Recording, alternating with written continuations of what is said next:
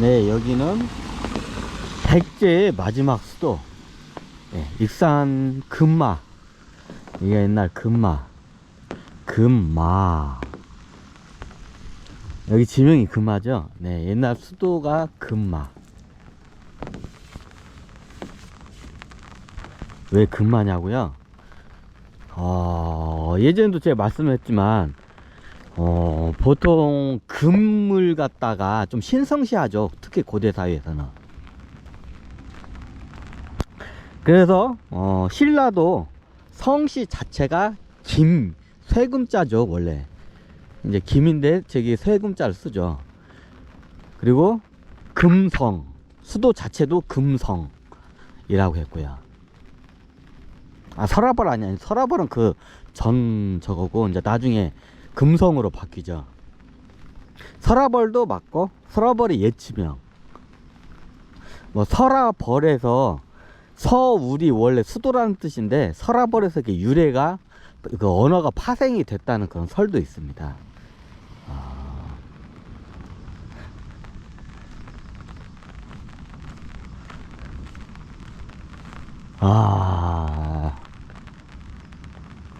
여기가 예전 왕궁터 왕궁 금마의 여기 금마 수도 금마의 왕궁 자리입니다.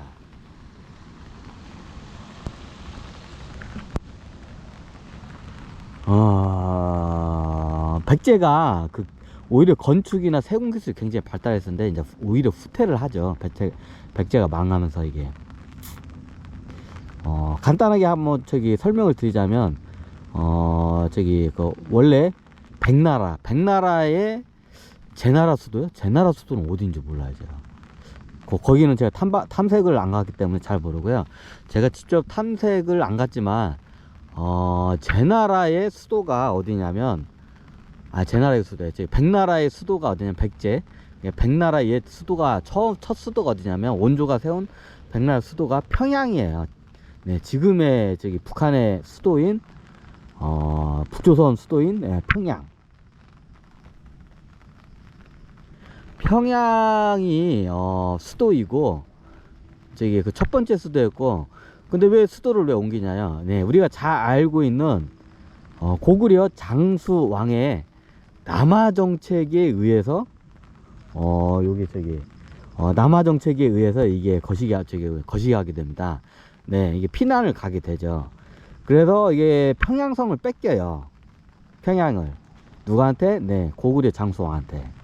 그래서 어떻게 하냐?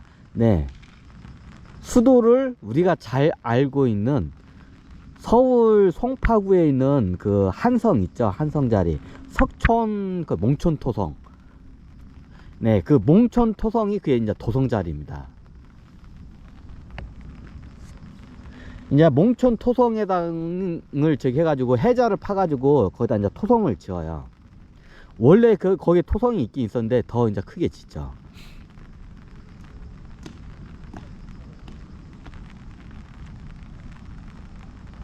그래서 토성을 짓고 거기 수도를 갖다가 이제 평양을 수도를 뺏겼으니 어떻게 가요?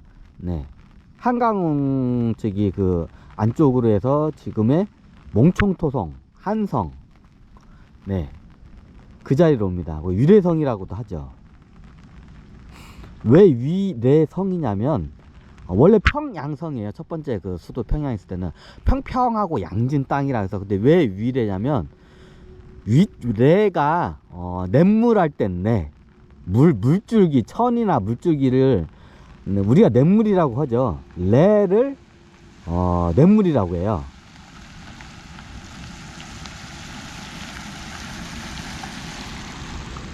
그리고 레.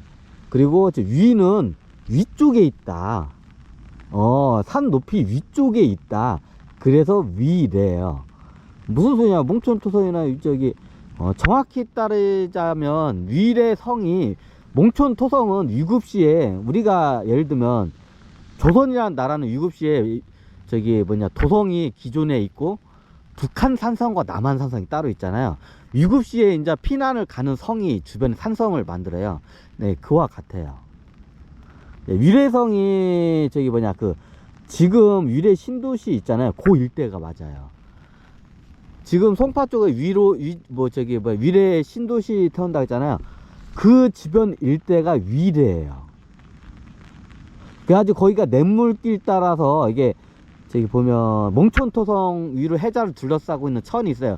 그 천 따라 쫙 위로 하면 남한산성 쪽으로 거기 가요. 남한산성 쪽으로 가요.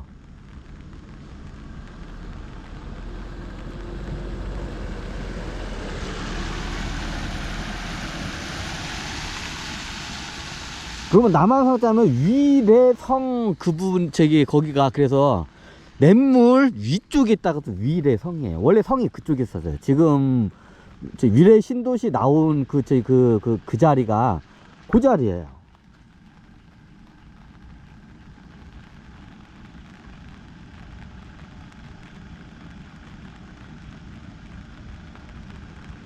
그리고 7시에 이제 그 대비를 할 수 있는 게 해자를 둘러싼 몽천 토성을, 지금의 몽천 토성을 이제 그 위례성이라고 해요. 그거를 예전에.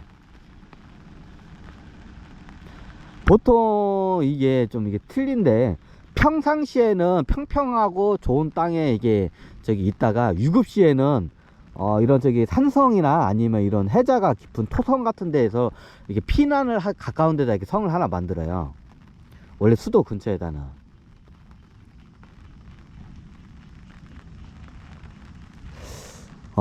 그래서 예전에 지금 한성, 위례성, 몽촌 토성 그 자리가 그 두 번째로 이제 천도를 합니다. 왜? 고구려 장수왕한테 평양 수도를 뺏겼기 때문에. 근데 장수왕이 거기까지 내려오고 그 후대에 계속 이제 그 남하 정책을 계속해요. 여러분들 알다시피. 그래가지고 어디까지 뺏기냐? 네. 그 한강 바로 북쪽까지 다 뺏깁니다. 근데 한강은 그런데 이게 천혜 이게 국경 지역이기 때문에 한강이 폭이 겁나게 넓어요. 그래서 한강을 넘는 거는 마치 바다를 건너서 이게 쳐들어간 것 같은 역할을 하기 때문에 고구려가 한강까지는 못 넘어가요. 몇 번 한강까지 밑으로 내려가서 하려고 했는데 그게 안 돼요. 왠지 한강이 우리나라에서 폭이 제일 넓어요. 폭이 넓기 때문에 어떻게 하냐? 그래서 거시기를 해버려요. 어떻게? 거기서 그냥 남하 정책을 거기서 멈춰요. 한강을 넘기가 겁나게 힘들기 때문에. 그리고 한강까지 국경이 내려와 버렸기 때문에 바로 한강에 있는 몽촌 토성에 지금 한성, 지금 송파 있는 몽촌 토성 그 자리에다가 수도를 계속 거기다 놓으면 어떻게 되나요? 위태롭잖아요. 그래서 수도를 옮깁니다. 어디로 옮기나요? 네. 나중에 고구려 놈들이 또 쳐들어올 줄 모르니까 아예 그 산성을 아예 쌓아요. 산 깊이. 그게 우리가 알고 있는 지금 금강 따라 올라가면 공주, 지금 현재 공주 지역입니다. 원래 공주가 그 지명이 위례성이에요. 왜냐하면 옛날 여기 옮겼을 때 성이 위례성이었기 때문에 그대로. 예전엔 공주에 뭐 지명도 없었고 그냥 아무것도 없던 지역이에요. 그냥 사람도 안 살고 원체 척박하고. 근데 거기가 강물 따라 위로 올라가면 거기가 굉장히 요새 지역이에요. 쳐들어오기가 힘든 지역이에요, 공주는. 그래서 거기를 갖다가 옛날에 그 위례성이란 이름을 그대로 써요. 그래서 옛날 공주 그 지명이 위례성이에요. 그리고 나중에 그걸 밑에다가 부여라는 데가 생겨요. 왜 부여가 부여냐면 좀 약간 눈치 빠르시면 옛날 부여의 그 왕족들이 백제로 이게 고구려한테 망하잖아요. 부여가 고구려한테 망해요. 누구 때? 광개토대왕 때 정복전쟁에서 부여가 망해요. 그러면 고구려 애들한테 피해서 어디로 돌아가? 망명을 어디로 하냐? 네, 백제로 망명을 합니다. 그래서 부여주라는 부여라는 나라고 주가 임금주자예요. 이게 옛날 부여 임금 그 왕족들의 그게 계속 내려와요. 그리고 이제 백제의 그 왕족하고 이제 정략 결혼을 하고 백제의 그 옛날 소선호 자식인 온조 그 대대로 내온 그 양반, 나중에 왕건이죠, 이 양반이. 나중에 이제 왕건으로 이제 저기 거시기를 해요. 환생을 해요. 이제 이게 이 온조 집안으로 계속 내려오던 이 집안과 부여가 이제 고구려 광개토대한테 멸망가지고 이쪽 백제로 백나라로 망명을 해가지고 여기서 명신상이하게 이게 저기 최고의 가문으로 이제 등극을 해요. 그 가문이 아직도 내려와요. 그게 나중에 우리가 참 저기 우리나라에 유명한 성씨가 하나 있어요. 고씨성이 있어요. 높을 고자예요. 이 고씨성이 부여 쪽 성이에요. 우리나라 고씨가.